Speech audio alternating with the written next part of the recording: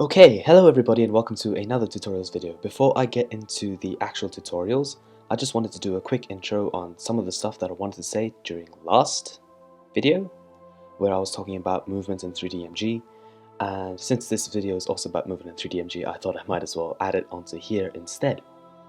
So the first thing I want to say is that your personal style, the way you play, is very important to your effectiveness inside the game. Because of that, what I decided is I'm not going to do every single technique that I know in this game, because then I'm just making clones of how I play, and the way I play, it might not be the most efficient way for you to play.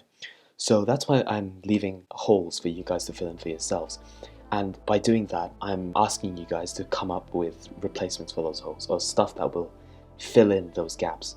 And by doing that, you can develop your own style and develop your own way of playing that will be far more effective for you and will give you that advantage as a player. So yeah, I just wanted to quickly say that personal style is very important. Second thing is these techniques that I'm going to talk about and some of the stuff that I've talked about last video, even though they're relatively basic stuff, because the 3DMG in this game is so complex, I want you guys to kind of make it a conscious effort when you guys are using it, okay?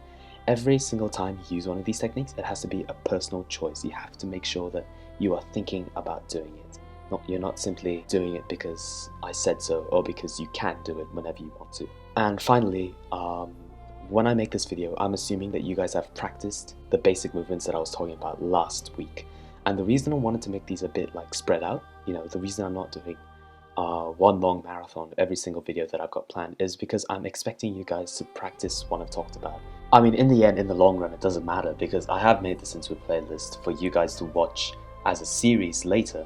But even if you guys are watching this as a playlist that I finished later on, you guys should still be taking some time after each video to just go into the game and practice what I've told you to do and see what it feels like, what it plays like, rather than just looking at footage of me doing it. Because once you really get into the habit of doing it, that's when you can start processing these options as something that you can actually do. And the more options that you can have available, the more that you can process at a certain time, the better you'll be at this game.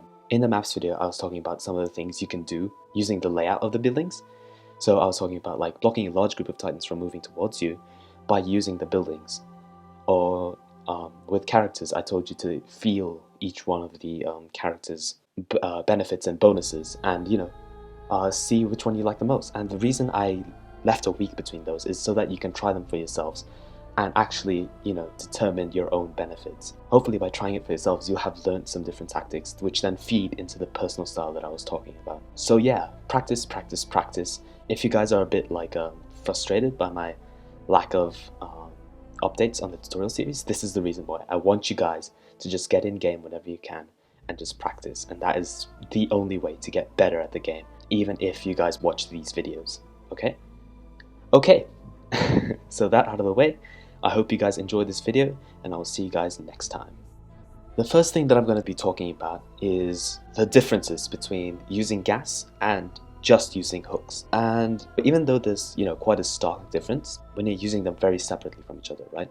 If you spend a game without using gas at all, and then you spend a game, just holding the gas button down, you're going to find, there's a pretty large difference.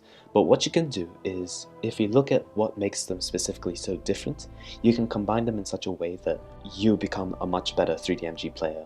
So the main difference between using gas when you're hooking and just using the hooks is your hooks kind of act as bungee ropes, okay? So it's stretchy and it pulls you in very quickly. So you just kind of bounce around when you're not using gas.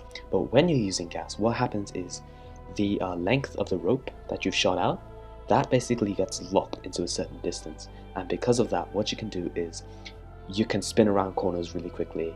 You can do all those cool maneuvers that I was talking about last video when I was talking about gas. Yeah, so if you're using gas, then as you can see here, the speed with which you get drawn towards your hooks gets drastically reduced. You have to make a conscious choice towards which type you want. So do you want to use gas at a certain point, or do you just want to let go of gas and then let the bungee physics do what they want to you?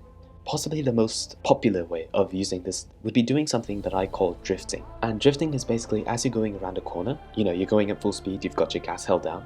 As you go around the corner, rather than just gassing straight around the corner to just, speed around there. What you do is, as soon as your hook latches onto the building, let go of gas so that your rope kind of stretches out and pulls you away in a straight line. And then once you're around that corner, restart your gas so that you get sent flying around the corner. And the reason for this is because speed and control are kind of inversed in this game, okay? The more speed you have, more often than not, the less control you have. And the more control you have, then you're probably going to have lesser speed than usual. There are, variants to these, and this is really shown in the forest level, where even if you have a lot of speed, because of the open nature of the map, you still have a lot of control. You still know you're probably not going to crash into anything very quickly. You have that kind of freedom. But in the city map, where everything's really compact, having this kind of control is almost invaluable. It's a skill that you really have to learn, and that's where something like drifting comes in.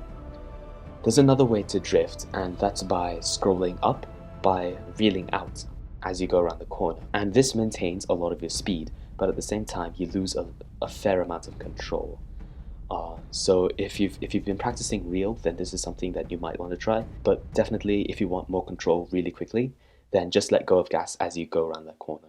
Yeah, that's a big thing with differentiating between using gas and just hooks. And remember that you have to make it a very conscious choice whether you want to gas around the corner so that you maintain your speed, or if you want that extra amount of control as you drift around the corner. The next thing that I want to say quickly is that a lot of people often shoot two hooks to move around, okay? They shoot Q and E at the same time in order to get around. I don't like this, because if you miss both of those hooks, then it takes some time for them to come back, and you basically have no way to stop yourself from losing the momentum of your movement. So I always personally shoot one hook at a time. So I shoot either Q or E depending on my situation, and if they happen to miss, then I quickly shoot the other hook while the other one gets pulled back. That's what I do, and because of that, I can basically stop myself from losing a lot of momentum, which helps a lot. And something that I like to do from that is called balancing. And balancing is basically, if I shoot Q towards a tree, right, I automatically start swinging towards the direction of Q. But if I want to keep swinging straight, then what I can do is I can press Q in one direction and E in the other in order to keep myself balanced. Similarly, I can shoot E into a tree and Q into the ground so that I can then swing in a particular direction. That is what I call balancing. And a derivative from that is what I like to call height balance. And height balancing is basically you shoot one hook at the top of the tree and you shoot another hook at the bottom of the tree, so that you don't swing too high when you shoot that top hook, okay? Basically, what you're doing is, by shooting the hook at the top, you're making sure that you can maintain your momentum. By shooting the hook at the bottom, you're making sure that the height at which you're going stays constant as you maintain the momentum. And once you've gotten to a position that you want to, you let go of this hook at the bottom or at the top in order to then go in the direction that you want to. The final technique that I want to talk about is called instantaneous reeling. Now, this is different from normal reeling, because normal reeling expects you to simply hold on to the hooks that you've got in order for you to reel in. But instantaneous reeling is basically, as soon as you've hooked onto the surface, you reel in and you let go of those hooks so that you keep on flying in a certain direction. Now, this is really useful in forest, where if you do this technique past the tree, you will simply be sent flying in a certain direction in a really fast speed. That allows you to save gas on hooks. The main keys with this are to not panic, to not stay hooked onto a surface for too long, because this is instantaneous reeling, and just make sure that you've timed everything correctly. Before I go, I just want to quickly say final tips. Keep practicing those basic moves, like I said at the beginning of the video and throughout the video. Keep practicing those basic moves that I talked about last video, and eventually these advanced moves that I'm talking about in this video, as well as any other moves that you come up with for yourselves, will come naturally to you. You'll say, oh, what if I use gas here? What if I don't use gas here? What if I decide to balance right here? Like I said, all these have to be conscientious choices that you make, and because of that, you can eventually grow for yourself as a player. So yeah, I'll see you guys next time. Take care, guys.